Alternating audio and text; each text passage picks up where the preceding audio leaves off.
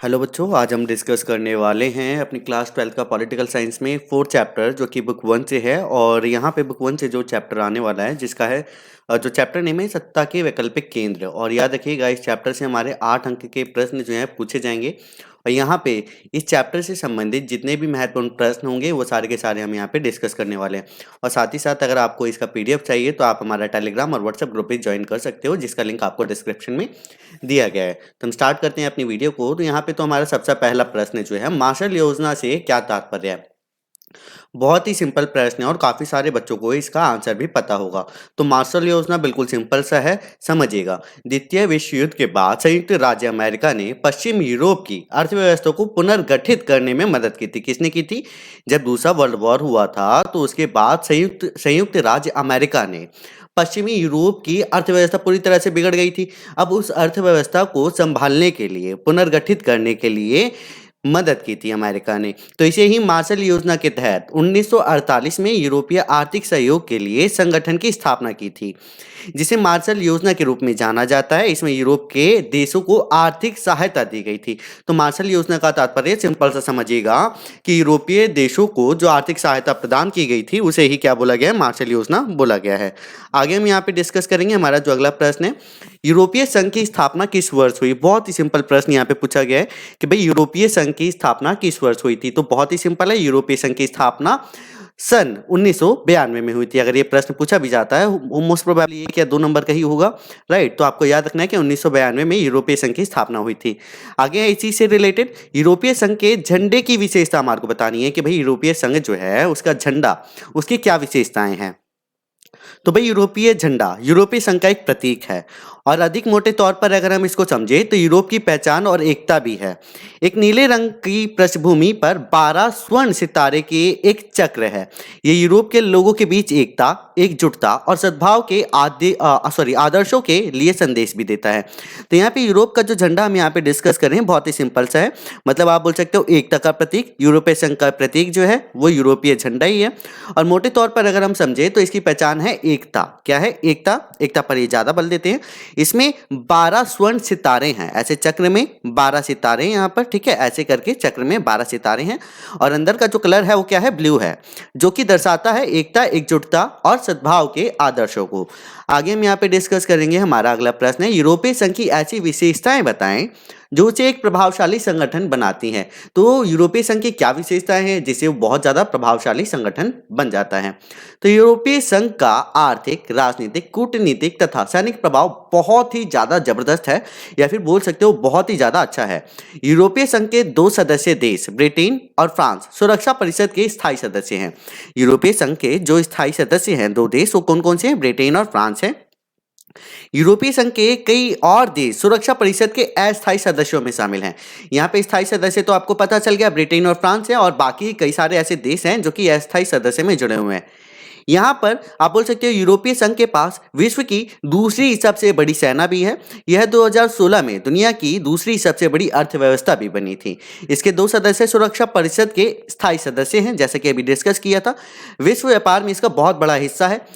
बहुत बड़ा रक्षा बजट है। इसकी मुद्रा यूरो अमेरिकी डॉलर के प्रभुत्व के लिए खतरा है। यहाँ पर आप बोल सकते हैं यूरोपीय संघ की जो करेंसी है, जो कि हम यूरो के नाम से जानते हैं, यूरो जो है वो किसके लिए खतरा है? अमेरिकी डॉलर के प्रभुत्व के लिए खतरा है कि कहीं डॉलर जो है वो नीचे ना गिर जाए और यूरो ऊपर ना बढ़ जाए। इसके चलते यूरोपीय संघ अमेरिका समेत सभी मुल्कों की नीतियों को प्रभावित भी करता है। अब जैसे यूरो कैसे आगे बढ़ जाएगा, क्योंकि हमने देखा कि भाई विश्व व्यापार में बहुत बड़ा हिस्सा भी है और बहुत बड़ा रक्षा बजट भी है। तो मोस्ट प्रोबेबली हो सकता है कि यूरो एक दिन डॉलर से ऊपर भी चला जाएगा। आगे हमारा आसियान संगठन के बारे में चर्चा कीजिए। हमारे को बताना है आसियान संगठन है क्या, और इसके बारे में बात भी करेंगे। तो आसियान की स्थापना 8 अगस्त 1967 को थाईलैंड की राजधानी बैंकॉक में हुई थी। आसियान दक्षिण पूर्व एशियाई राष्ट्रों का एक संगठन है। इसके संस्थापक सदस्य थाईलैंड, इंडोनेशिया, मलेशिया, फिलीपींस और सिंगापुर थे। इसकी स्थापना 1667 में हुई, जैसे कि हमने डिस्कस भी किया। 1667 में बैंकॉक घोषणा पत्र पर हस्ताक्षर करके की गई थी इसकी स्थापना। स्थापना के समय इसमें 5 सदस्य देश शामिल थे जो हमने डिस्कस किए, राइट। कौन कौन से? थाईलैंड, इंडोनेशिया, मलेशिया, फिलीपींस और सिंगापुर। ब्रुनेई 1984 में संगठन में शामिल हुए और 1995 में वियतनाम, लाओस, म्यांमार और कंबोडिया भी इसमें शामिल हो गए। ब्रदरहुड और सहयोग की संधि पर 1976 में आसियान की पहली बैठक पर हस्ताक्षर किए गए थे। शुरुआती दौर पे आप बोल सकते हो उसमें 5 देश शामिल थे, बाद में इसे अन्य देश भी जुड़ गए। आगे हम यहाँ पे डिस्कस करेंगे। हमारा अगला प्रश्न है, आसियान संगठन के उद्देश्य क्या है और आसियान क्षेत्रीय मंच की स्थापना कब हुई थी? तो आसियान क्षेत्रीय मंच की स्थापना तो 1994 में हो गई थी, सभी बच्चों को पता है। आसियान के देशों की सुरक्षा करना और विदेश नीतियों में तालमेल बनाए रखना, ये आसियान संगठन का उद्देश्य है। क्या है? आसियान के देशों की सुरक्षा करना, मतलब उनको सुरक्षा प्रदान करना और उनके बीच में तालमेल बनाए रखना। आगे है, जैसे कि अभी हमने डिस्कस भी किया कि इसका उद्देश्य क्या है, कि भाई अगला प्रश्न भी है, आसियान संगठन के उद्देश्य क्या है?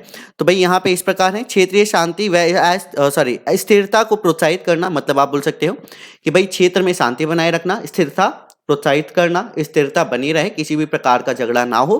क्षेत्र में सामाजिक, सांस्कृतिक व आर्थिक विकास को प्रोत्साहित करना, साझे हितों में परस्पर सहायता व सहयोग की भावना को बढ़ाना, ये आसियान संगठन के उद्देश्य हैं। या फिर सिंपल सा आप सुरक्षा प्रदान करना और तालमेल बैठाए रखना, ये सिंपल सा आप याद रख सकते हो।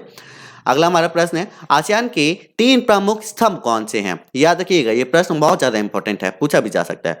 2003 में आसियान ने आसियान सुरक्षा समुदाय, आसियान आर्थिक समुदाय और आसियान सामाजिक सांस्कृतिक समुदाय नामक 3 स्तंभों के आधार पर आसियान समुदाय बनाने की दिशा में कदम उठाए थे, जो कुछ हद तक यूरोपीय संघ से मिलता जुलता है। तो 3 स्तंभ तो आपको पता ही है कौन कौन से, जैसे कि अभी हमने डिस्कस किया, सुरक्षा समुदाय, आसियान आर्थिक समुदाय और आसियान सामाजिक सांस्कृतिक समुदाय। तो 3 स्तंभ आपको याद रखने हैं। हमारा अगला प्रश्न है, 1970 के दशक में चीन द्वारा लिए गए 2 बड़े महत्वपूर्ण फैसले कौन से थे? तो हम यहाँ पे डिस्कस करते हैं। भाई 1972 में अमेरिका के साथ संबंध बनाकर चीन ने अपनी राजनीतिक और आर्थिक अलगाव को पूर्ण रूप से समाप्त कर दिया था।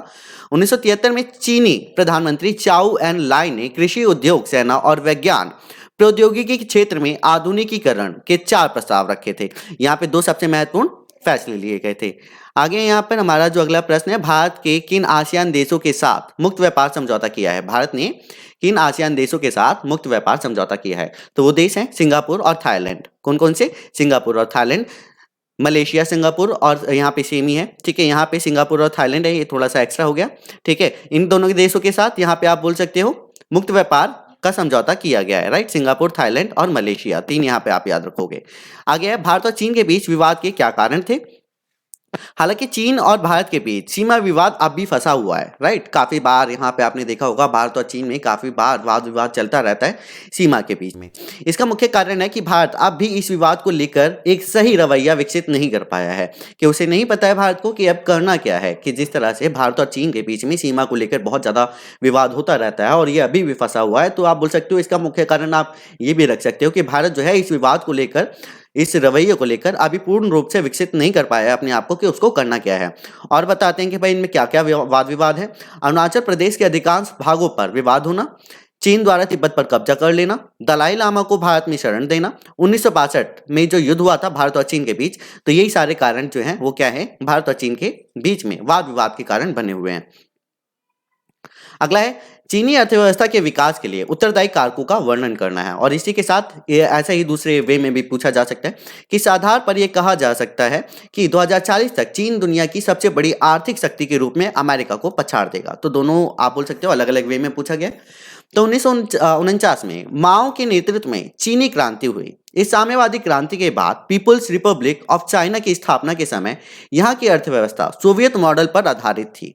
चीन पूर्ण रूप से आप बोल सकते हो आर्थिक रूप से बहुत ज्यादा पिछड़ा हुआ था, मतलब ज्यादा अच्छी खासी स्थिति नहीं थी। ये हम 1949 के बारे में हम बात करें, जब यहाँ पर माओ के नेतृत्व में चीनी क्रांति हुई थी, राइट। और इस समय क्रांति के बाद पीपल्स रिपब्लिक ऑफ चाइना की स्थापना भी की गई थी। और उस समय ये जो पीपल्स रिपब्लिक ऑफ चाइना है, ये पूर्ण रूप से सोवियत मॉडल पर आधारित भी थी। और उसी समय चीन जो था आर्थिक रूप से पिछड़ा हुआ था। चीन ने पूंजीवादी दुनिया से अपने संबंध तोड़ लिए थे, इसलिए चीन के पास अपने संसाधनों पर टिके रहने के अलावा और कोई रास्ता बचा ही नहीं था। लेकिन ऐसे में चीनी नेतृत्व ने 1970 के दशक में 2 बहुत बड़े फैसले लिए थे, जो कि हमने ऊपर डिस्कस भी किए थे और हम आगे भी डिस्कस करने वाले हैं।